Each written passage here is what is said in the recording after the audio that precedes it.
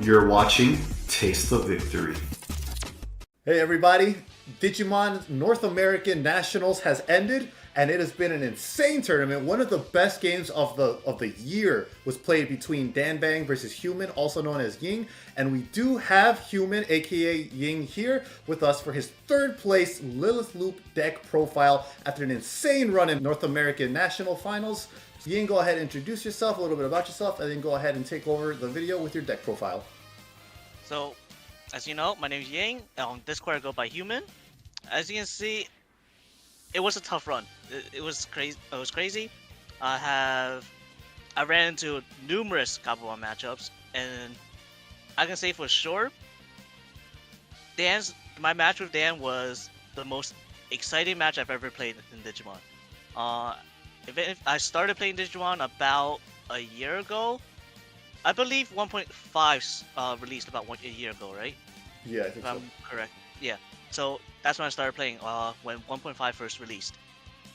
So I'm sure a lot of people are wondering. So let's go right into it with my deck list.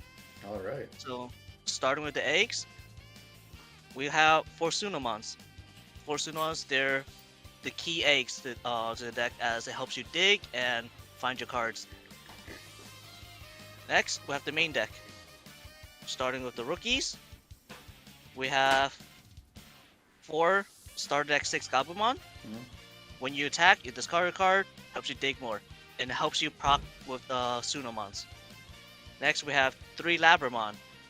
Same situation. There are times where you don't have a champion, you don't have a 5, etc. You want to play cards so you can dig some more. So you have Labramon to on play, draw 1, discard 1, and 3 Gazimons. Gazimon has won a lot of games for me. So Gazimon stops Hammer Sparks, it stops Ice Walls. Right now, a lot of decks are playing around Memory Boost. Gazimon stops the Memory Boost. And then we have 2 2-drop rookies, 2 DemiDevis. They can be Candlemons, it could be any 2-drop rookies. It helps with flooding the board, or possibly playing a rookie and then playing a blocker, or even a promote to attack for a rush attack. Next, we have our level 4s. Our key rusher, 3 Ginkaku promotes. Next, we have 3 Ginkakumon to help with digivolving, gaining memory, because nearly every single card in the deck requires you to draw and discard, or discard at some point. This helps with gaining memory and cycling through your decks and keeping your turn. Next, we have 3 Kinkakumons. They're key in killing rookies, and by killing rookies, I mean killing Madoki Betamons, Terramons, anything that can stop memory gaining. Because the key part of your deck are your Jack Raids. Without Jack Raid, you're not going off. And then we have a single Vilemon. The reason I chose Vilemon over a Devimon is because the Jesmon matchup. Their Balhawkmon cannot kill the Vilemon, but they can kill a Devimon. Next, we have our level 5s. Our key card to draw through our deck, cycle through, find the cards we need, 4 LadyDevimons. Most important card in this deck, honestly. Then we have 2 Rebellimons. These Rebellimons, they help you with the Jesmon matchup and the Gabubond matchup. Mainly because if you go into your Rebellimon and then level 6, you have a blocker for the Gabubond. They cannot swing at you, and they cannot bottom deck it. And against Jesmon, you stall them for extra turn because you have retaliation. They cannot move up and attack. If they move up and attack, you can block it and they kill their Jesmon. And then we have a single Skull Greymon. Main reason for the Skull Greymon is to put it under the Vilemon that was shown earlier. It's just for the main reason for this is the Jesmon matchup. Unfortunately, I did not play a single Jesmon. Oh wow, crazy. Yeah. Our level 6, the queen herself, Lilithmon, follow up by Mastemon. Nice. Reason I opt for the 3-2 over the 4-1 is sometimes you find Mastemon in your security. You want to see at least one. So if you one's in security, one's probably in the deck. And Lilithmon, chances are you only need to see one. You almost never need to see more than one. Right. And of course, you can't go without the Zwarts. You have to play the Zwarts so you can loop. You get Digimon into Lilithmon, bounce it back, go again. Nice. And you got the 3 different arts. Nice. Yeah, I'd opted for one of each art because I didn't feel like getting 3 of the same arts. Like, alright, I have a collection, I go for one of each. Nice, yeah, that's sick. And then our white tamers. I opted for the one Manoa with 2 analog over the other tamers. Reason for the Manoa over a 3rd analog or possibly Takumi. Against Rookie Rush or any kind of rush deck, you need the memory. They will memory lock you consistently and even play like a memory locker. So with a Madoki on board and then you get memory locked, you can't do anything. You can't go off at all. Right. So Manoa is key for that counter. And analog, of course, as you've seen, helps me dig through the cards, helps me get out of bricks. So let's say if I have a rookie but no level 4, I might find a level 4. Or I might need a level 5. Possibly even Lilith. Helps with every single part. Our most important option, Jack Raid. You can't loop without Jack Raid. You need your memory. And it's a card that you cycle through as it costs 0 to play. And then a one-off Underworld's Call, as Underworld's Call can help with cycling through the deck when it's in your hand.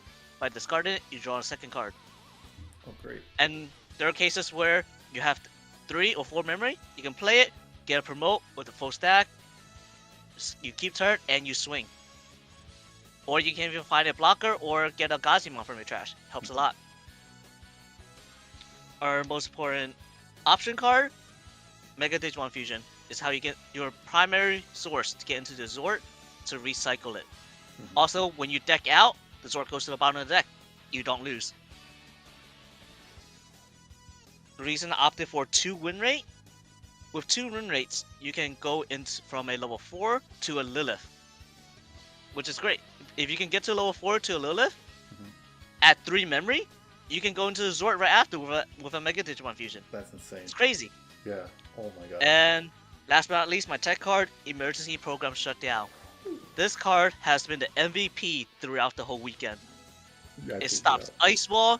It stops every counter play your opponent could possibly have. That card was insanely hype in the match versus Dan Vang because he had like 3 bodies on board. All he needed to do was Gaia. You play that, and I think he scooped even. I think he literally just played that, and he's like, "All right, bro, we're good." Something like that. That was amazing. Yeah, it's just by playing that one card, it just says you're not allowed to do anything. You can only play Digimon, and sometimes they don't have Digimon to play. What can you do? Exactly. You can play this in your security control matchup. You flood the board, play the card. What they can do, they can't do anything anymore. You get free swings now. Yeah, they just passed. That's amazing. Really good tech choice there. I love that. That is so cool. Obviously, this was a 2-day event, and like this deck was like consistent, putting in work for 2 whole days. What was it, like 15 total rounds between the 2 days? Like that's crazy. Do you want to give us like an idea of your matchups and stuff throughout this weekend? Yeah. So day 1, I've played against 5 Gabubond matches. Oh my god. 1 Green OTK, 1 Security Control, 1 Diaboromon, and last but not least, a venomMyotis Mastemon purple deck. Oh, that's unique. I had fun playing against that deck. That was great. It was really interesting. Yeah, that sounds cool.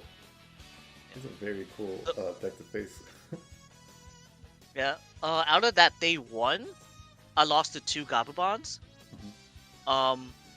Despite the loss, that day 1 match, I would say my hardest match would be the Diaboromon match, though.